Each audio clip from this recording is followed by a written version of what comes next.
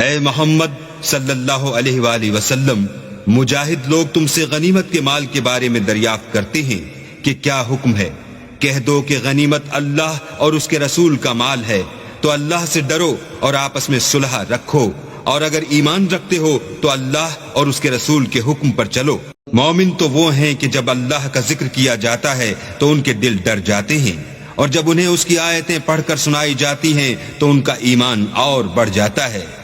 اور وہ اپنے پروردگار پر بھروسہ رکھتے ہیں، اور وہ جو نماز پڑھتے ہیں اور جو مال ہم نے ان کو دیا ہے اس میں سے نیک کاموں میں خرچ کرتے ہیں، یہی سچے مومن ہیں، اور ان کے لیے پروردگار کے ہاں بڑے بڑے درجے اور بخشش اور عزت کی روزی ہے۔ ان لوگوں کو اپنے گھروں سے اسی طرح نکلنا چاہیے تھا جس طرح تمہارے پروردگار نے تم کو تدبیر کے ساتھ اپنے گھر سے نکالا، اور اس وقت مومنوں کی ایک جماعت ناخوش تھی۔ وہ لوگ حق بات میں اس کے ظاہر ہوئے پیچھے تم سے جھگڑنے لگے، گویا موت کی طرف دھکیلے جاتے ہیں اور اسے دیکھ رہے ہیں۔ اور اس وقت کو یاد کرو جب اللہ تم سے وعدہ کرتا تھا کہ ابو سفیان اور ابو جہل کے دو گروہوں میں سے ایک گروہ تمہارا مسخر ہو جائے گا، اور تم چاہتے تھے کہ جو قافلہ بے شان و شوکت یعنی بے ہتھیار ہے وہ تمہارے ہاتھ آ جائے، اور اللہ چاہتا تھا کہ اپنے فرمان سے حق کو قائم رکھے اور کافروں کی جڑ کاٹ کر پھینک دے، تاکہ سچ کو سچ اور جھوٹ کو جھوٹ کر دے،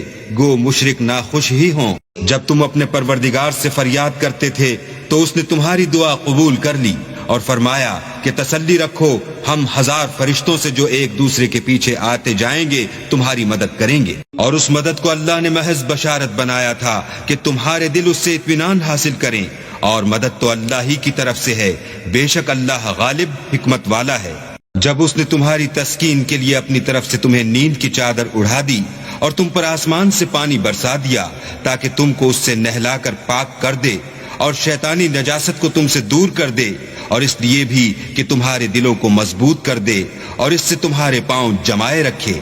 جب تمہارا پروردگار فرشتوں کو ارشاد فرماتا تھا کہ میں تمہارے ساتھ ہوں، تم مومنوں کو تسلی دو کہ ثابت قدم رہیں، میں ابھی ابھی کافروں کے دلوں میں رعب و ہیبت ڈالے دیتا ہوں، تو ان کے سر مار کر اڑا دو اور ان کا پور پور مار کر توڑ دو۔ یہ سزا اس لیے دی گئی کہ انہوں نے اللہ اور اس کے رسول کی مخالفت کی، اور جو شخص اللہ اور اس کے رسول کی مخالفت کرتا ہے تو اللہ بھی سخت عذاب دینے والا ہے۔ یہ مزہ تو یہاں چکھو اور یہ جانے رہو کہ کافروں کے لیے آخرت میں دوزخ کا عذاب بھی تیار ہے۔ اے اہل ایمان، جب میدان جنگ میں کفار سے تمہارا مقابلہ ہو تو ان سے پیٹھ نہ پھیرنا،